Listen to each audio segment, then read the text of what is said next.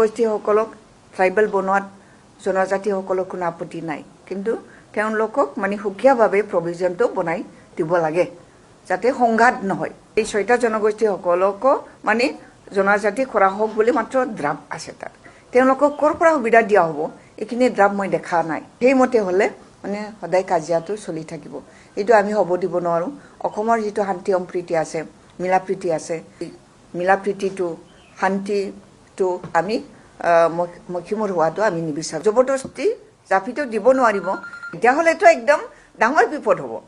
6টা জনগোষ্ঠীৰ জনসাধাৰণৰ বিপদ, আমাৰো বিপদ।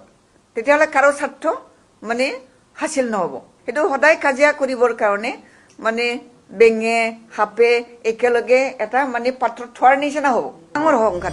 এতিয়া নৱেম্বৰ মাহত বাইক ৰেলী হোৱাৰ পিছতে আকৌ আমি BTC ছেক্ৰেটাৰিয়েটৰ সন্মুখত সৰু এটা আমাৰ যুৱ শাখাৰ নেতৃত্বত এটা সৰু ধৰ্ণা দিওঁ। ধৰ্ণাটো হ'ল আমাৰ মানুহক ঠগালে। গেৰেণ্টি দিছিলে 5টা। প্ৰথম গেৰেণ্টিটো আছিলে সকলোকে মাটি পাট্টা দিব। এতিয়া মাটি পাট্টা নিদি কৈ আছে যে ৰিটায়াৰ্ড মণ্ডল, ৰিটায়াৰ্ড কানাংগুবিলাক লৈ আহিব, তেতিয়াহে কামটো হ'ব বুলি। আৰু এক্সিষ্টিং মণ্ডলবিলাক লৈ পেলাই কৰিব নোৱাৰে নেকি? মণ্ডলটো আছে না চাৰ্কল অফিচত, না নাই মণ্ডল? আছে যথেষ্ট। এতিয়া বোলে ৰিটায়াৰ্ড মণ্ডল বিচাৰি পোৱা নাই, কানাংগু বিচাৰি পোৱা নাই এনেকে কৈ আছে। এইটোতো প্ৰথম গেৰেণ্টিটো মিছা কথা ক'লে। দ্বিতীয় গেৰেণ্টি কৈছে ইউথ ডেভেলপমেণ্টৰ কাৰণে 100 কোটি দিব। 100 কোটি এতিয়ালৈকে দিব পৰা নাই, 1 পইচাও দিব পৰা নাই। কৈ আছে কিবা চেৰিকালচাৰ হেণ্ডলুমৰ কিবা এটা কৰিব বুলি কৈছে। এইটো নালাগে আমাক SOPD বাজেটত 100 কোটি ধৰিব লাগে ইউথ ডেভেলপমেণ্টৰ কাৰণে, এইটো গেৰেণ্টি আছে। 3 নম্বৰত কৈছে মহিলা সবলীকৰণৰ কাৰণে 40 কোটি দিব বুলি। 40 পইচাও দিয়া নাই, 2টা AC হৈ গ'ল। এইটো আমি ধৰিব লাগিব, ক'ব লাগিব এতিয়া। 4 নম্বৰত কৈছে EBC, EWS, economically backward section, তাৰমানে OBC, MOBC এইবিলাকৰ কাৰণে 50 কোটি ধৰিব বোলে। 50 কোটি বছৰীয়াকে দিব। 50 পইচাও দিয়া নাই এতিয়ালৈকে। বিকলাংগ আৰু চিনিয়ৰ চিটিজেনৰ কাৰণে 10 কোটি দিব বুলি কৈছে। এই টোটেল 5টা গেৰেণ্টি আছে। 5টা গেৰেণ্টিত এটাও গেৰেণ্টি তেওঁলোকে ফুলফিল কৰা নাই। চৰকাৰ এতিয়া 2 মাহ হ'ব। অলপ সময় দিছো আমি, কিন্তু জানুৱাৰী মাহৰ পৰা আমি বেছি সময় নিদিওঁ। এইবাৰতো আমি ধৰ্ণা দিমে। আমাৰ যিমান UPPLৰ দিনত টেণ্ডাৰ হৈছে, কিবা হৈছে, এইবিলাক কেঞ্চেল কৰি আছে, কৰিবই নোৱাৰে। মই কলেজৰ প্ৰেচিডেণ্ট হয় গোসাইগাঁও কলেজত। সিহঁতে কলেজৰ জিবিবিলাকো ভাঙাই দিছে, ভাঙাবই নোৱাৰে। কলেজ জিবিটো চৰকাৰে বনাব নোৱাৰে, এইটো পাব্লিকে বনায়, পেৰেণ্টবিলাকে বনায়। মোৰ 3 বছৰ গৈছে আৰু 2 বছৰ আছে।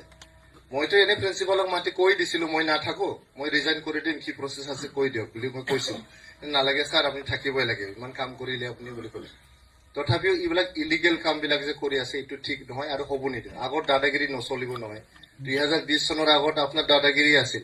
এতিয়া 2020ৰ পৰা 2025লৈকে দাদাগিৰিবিলাক খতম কৰি দিলো আমি। এইবিলাক নচলিব। গতিকে এইবিলাক লৈ পেলাই আপোনালোকে কৰ্মীবিলাকে কাম কৰিব, মনোবলটো মজবুত কৰিব। 6 মাহ পিছত আমাৰ এছেম্বলি ইলেকশ্যন আছে। চব এছেম্বলি ইলেকশ্যন আমি জিকিব লাগে। চিডলিটো 100% আমি জিকিব লাগে।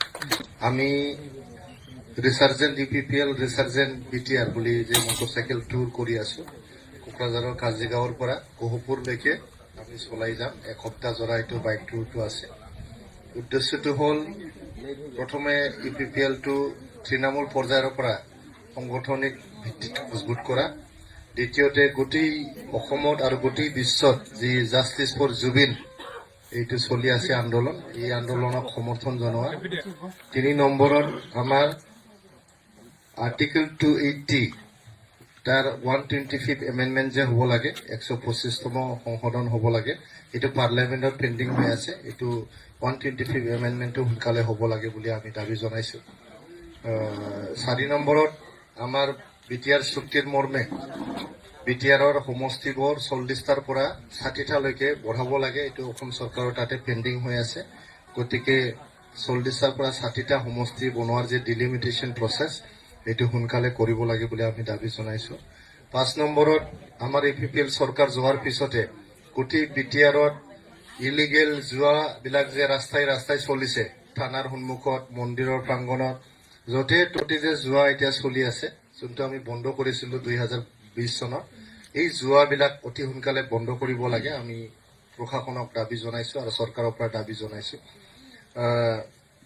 6 নম্বৰত আমি যে UPPL চৰকাৰ 2020ৰ পৰা 2025 চনলৈকে বহুত ভাল ভাল কাম কৰিলো আমি শান্তি স্থাপন কৰিলো মাটি পাট্টা প্ৰদান কৰিলো লেণ্ড ৰেকৰ্ডবিলাক ডিজিটাইজেশ্যন কৰিলো ছুপাৰ 50 মিছন কৰিলো ডুৰান কাপ পাতিলো তেনেকুৱা বহুত যে ইপিপিএলৰ ভাল কামবিলাক কৰিলো আমি এই কামবিলাক আমি এতিয়া সমাজৰ মাজত হাইলাইট কৰিব লাগে লৈ যাব লাগে 3.5 লাখতকৈ অধিক PMAY ঘৰ বনাই দিলো 5 বছৰৰ ভিতৰত সিহঁতে 17 বছৰত 45,000 ঘৰ বনাব পৰা নাই আৰু আমি অলৰেডি 3.5 লাখতকৈ অধিক ঘৰ আমি সাৰ্ভে কৰি জিঅ'টেক কৰি থৈ আহিছিলো এতিয়া আকৌ নতুনকৈ জিঅ'টেক কৰিব লাগে বুলি তেখেতসকলে কি কৰিছে গাঁৱে গাঁৱে গৈ খালি BPF-ৰ কৰ্মীবিলাকৰ জিঅ'টেকিং কৰিছে UPPL BJP কংগ্ৰেছ কাৰো ঘৰবিলাক যিবিলাক আহিছে আমাৰ সাৰ্ভেত এইটো মানে জিঅ'টেকিং কৰা নাই আৰু তেখেতসকলৰ BPF-ৰ মুৰব্বী আমি এতিয়া গালি দিব বিচৰা নাই চৰকাৰ 1-1.5 মাহ মাত্ৰ হৈছে ক'ব বিচৰা নাই কিন্তু কথাটো হ'ল